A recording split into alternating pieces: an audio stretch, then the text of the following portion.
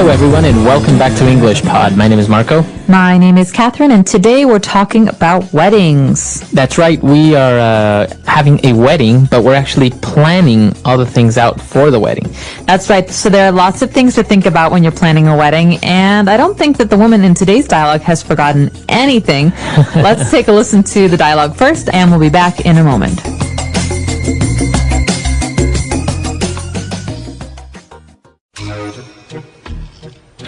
Trina, will you marry me? Yes! Jared, of course I'll marry you. Oh, babe, I can't wait to spend the rest of my life with you. I can't wait for all the adventures we're going to have, for all the fights and the laughter. Can't wait to grow old and wrinkly with you. Oh, Jared, I can't wait for our wedding. I hope you don't mind, but I've already chosen a date. 6 months from now in the summer. Melissa saw you buying the ring last month, so I had plenty of time to start planning. She what? Oh, don't worry, sweetie. I didn't know when you were going to propose. It was still a nice surprise. As I was saying, I've got it all planned out. There's almost nothing left to do. I wrote up our guest list, and we will have roughly 400 guests attending.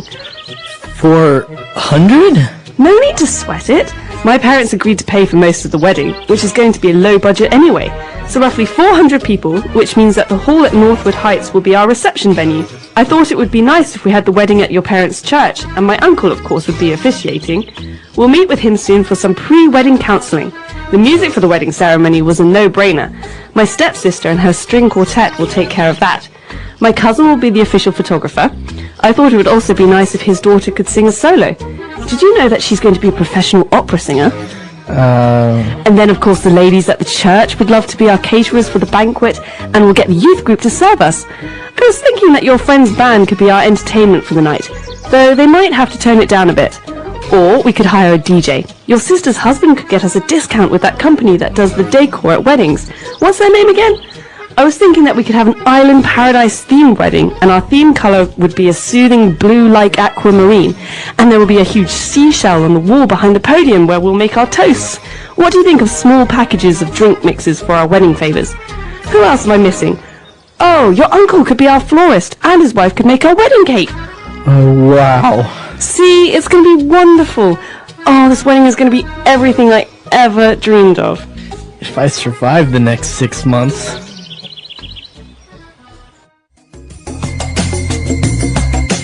Alright, we're back. So she talked a lot. So there are a lot of words and phrases here that we're going to take a look at. So let's start with a couple of them on language takeaway. Language takeaway. Alright, so on language takeaway, why don't we start off with the first word and the basic one. Before you start to plan a wedding, the guy needs to propose. Or the woman. Let's be 21st century here. Normally it's the man, but to propose in this instance means to propose marriage. So basically this is the part where someone gets down on his knee and he says, you know, sweetie pie, I want to be with you forever. Will you marry me? Right. To propose. So to propose is to ask someone to marry you. That's right. But it can also mean something else, right? To suggest. That's right. So I could propose an idea.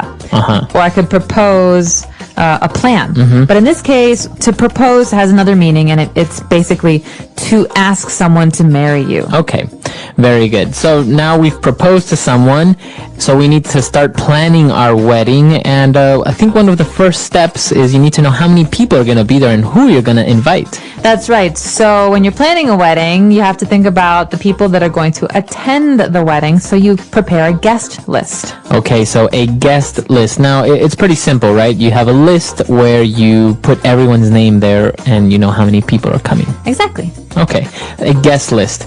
Now you have your guest list, and now you need to pick a place where your wedding will be. That's right. So we often talk about two parts to a wedding. The first part is the ceremony, the wedding ceremony. Maybe if you're religious, that happens in a church. Okay. But there's a party afterwards, and that's what we're talking about here. We're talking about a reception. Okay. A reception is basically the party part of the wedding where you drink and eat and listen to music and dance. So obviously for that, you need a space, a place to have the party, and we call it the reception venue. Okay, a venue. So, as you said, the reception is the party and the venue is the place where you have it. Now, a venue is not a specific word, right? You can use venue for many different places. That's right. So, for example, someone's having a concert. I can ask him, hey, what's the venue? Okay. That means, what is the theater, or where's this place you're going to have the concert? Okay, so for example, a stadium can be a venue, or a restaurant can be a venue. Exactly. So a venue is a place where an event can be held. Okay, very good. So now we have our reception venue, we have our guest list, and the girl was talking about her uncle officiating. What does she mean by to officiate? Okay, so like you said, the verb here is to officiate. Her uncle will be officiating. That means he will be the person who marries them. So maybe you've seen movies before where there's a priest who says, do you take this woman to be your lawfully wedded wife till death do you part? Right. That person who says that, the person who asks the questions, he or she officiates. Okay.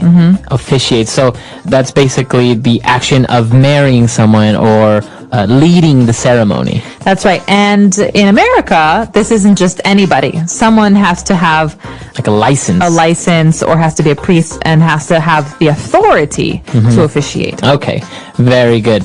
So that's a very interesting word there, to officiate. Now moving on, when we talk about the food for the reception venue, well, we need somebody to cook it and prepare it, and that's when we hire caterers. That's right. So a caterer is kind of like a cook.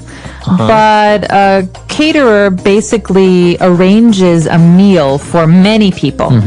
And usually the person will bring the food to you. So, for example, if we're going to have a party, Marco, and we're going to throw it at a venue 10 miles away, the caterer will bring the food to us. Okay. Okay, so that's a caterer. You get someone to cater your wedding. That's right, or cater a party. So I've had parties before that I've called caterers to make the food for. Okay. So basically they work with me and I tell them the kind of food I would like and they prepare it. Okay, very good. And now for our last part for the wedding planning. You have the food, you have the venue, you have everything, but you also need to decorate a little bit, and this is when you call a florist. Florist. So this sounds a lot like flower, right? Florist, flower. And then that's basically what this person does. A florist is a person who prepares flowers or who cuts flowers and uses them to decorate. Okay, so you go to the florist to buy flowers, roses, and different types of things. Okay, a florist. Very good. So 6 key words there that are related to planning a wedding. Why don't we move on now to a couple of phrases on Fluency Builder. Fluency Builder. All right, so this first phrase is a really good one. It's a little bit gross. We're talking about sweat. The woman in this dialogue says, hey, no need to sweat it. So what does this mean? All right, so if you say to sweat means when you're running, you're doing exercise, it's hot, water starts to come out of your skin. Yummy. Right? But if the person says, hey, don't sweat it, or no need to sweat it, it's a colloquial way of saying don't worry. Oh, okay. So we're not actually talking about sweat here. No. So maybe, Marco, you and I are working on a project together, and I say, listen, Marco, I'm so sorry. I have a family emergency. I can't finish the project with you. Would you be able to help me out? I'm so sorry. Sure. Don't sweat it. It's not a problem. Okay, so don't worry. Don't worry. Right, so if you tell someone to not sweat it, don't sweat it, or no need to sweat it, you're basically telling them it's okay, it's not a problem, everything's going to be fine. Great. So the next phrase here is also kind of relaxed. It's kind of laid back. So the woman is still describing some of the things she's prepared for the wedding. And she says, hey, listen, don't worry. The music was a no-brainer.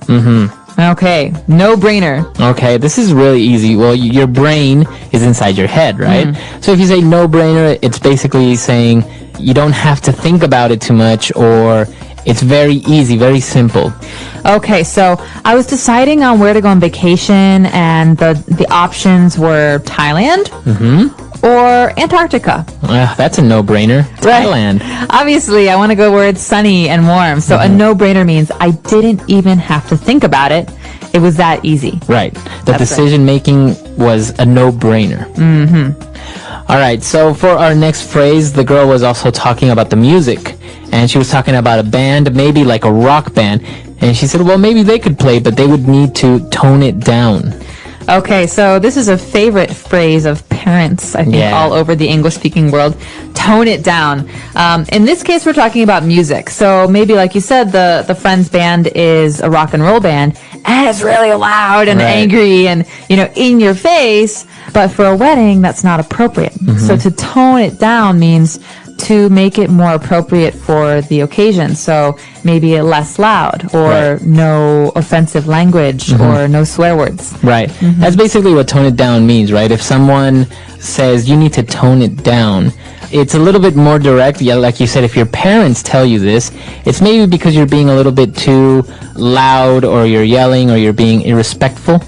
Yeah. So that's why your parents would tell you, hey, you need to tone it down a bit. That's right. Or sometimes we have this in the office where someone doesn't understand how to communicate in a positive way. And so they say, oh, that paper you did was really bad. It was stupid. I don't ever want to see it again. Say, well, maybe you need to tone it down a little bit. Think about the words you're using and make them a little bit less harsh.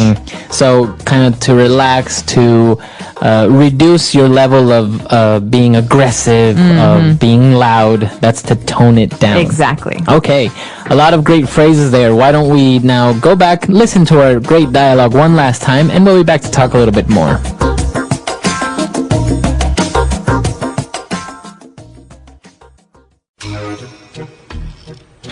Trina, will you marry me? Yes! Jared, of course I'll marry you! Oh, babe, I can't wait to spend the rest of my life with you. I can't wait for all the adventures we're going to have, for all the fights and the laughter. I can't wait to grow old and wrinkly with you. Oh, Jared, I can't wait for our wedding. I hope you don't mind, but I've already chosen a date. 6 months from now in the summer. Melissa saw you buying the ring last month, so I had plenty of time to start planning. She what? Oh, well, don't worry, sweetie. I didn't know when you were going to propose. It was still a nice surprise. As I was saying, I got it all planned out. There's almost nothing left to do. I wrote up our guest list, and we will have roughly 400 guests attending. 400? No need to sweat it. My parents agreed to pay for most of the wedding, which is going to be a low budget anyway. So roughly 400 people, which means that the hall at Northwood Heights will be our reception venue. I thought it would be nice if we had the wedding at your parents' church, and my uncle, of course, would be officiating. We'll meet with him soon for some pre-wedding counselling. The music for the wedding ceremony was a no-brainer. My stepsister and her string quartet will take care of that. My cousin will be the official photographer. I thought it would also be nice if his daughter could sing a solo. Did you know that she's going to be a professional opera singer? And then, of course, the ladies at the church would love to be our caterers for the banquet, and we'll get the youth group to serve us. I was thinking that your friend's band could be our entertainment for the night, though they might have to tone it down a bit. Or we could hire a DJ. Your sister's husband could get us a discount with that company that does the decor at weddings. What's their name again? I was thinking that we could have an Island Paradise themed wedding, and our theme colour would be a soothing blue like aquamarine, and there will be a huge seashell on the wall behind the podium where we'll make our toasts. What do you think of small packages of drink mixes for our wedding favours? Who else am I missing? Oh, your uncle could be our florist, and his wife could make our wedding cake. Oh, wow. See, it's going to be wonderful. Oh, this wedding is going to be everything I ever dreamed of. If I survive the next 6 months.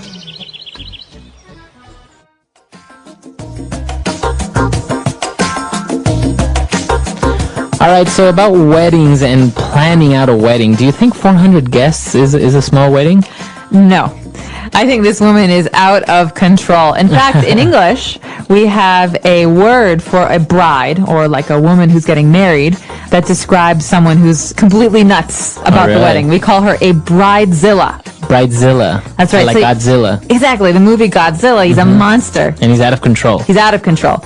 And a bride who's so obsessed with her wedding that nothing else is important, she is a bridezilla. Now, it's a very big thing for a woman, right? For her wedding to be nice and perfect and everything. Do you think guys are more relaxed in this sense?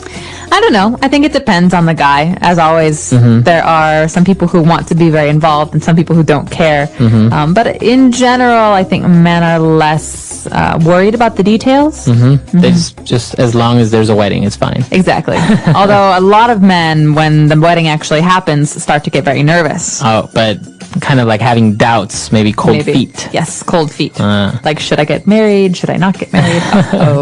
I think it's very interesting because you see this in movies a a lot. And I've always wondered how often or how common is it for a guy or a girl to say no or to leave a wedding when it has already started? Because you have invited all these people, all these friends and family, maybe people came from different countries, and food is paid for, venue. You spend so much money on a wedding, and for you to say no. I don't know how common it is. It's very common in movies, but I don't know anyone who's experienced this. I don't either, actually, now that you bring it up. So maybe we could talk about this. Is this common in your country? First of all, do people spend a lot of money on weddings? And second of all, have you ever heard of someone actually leaving the wedding? Yeah. Until next time. Bye.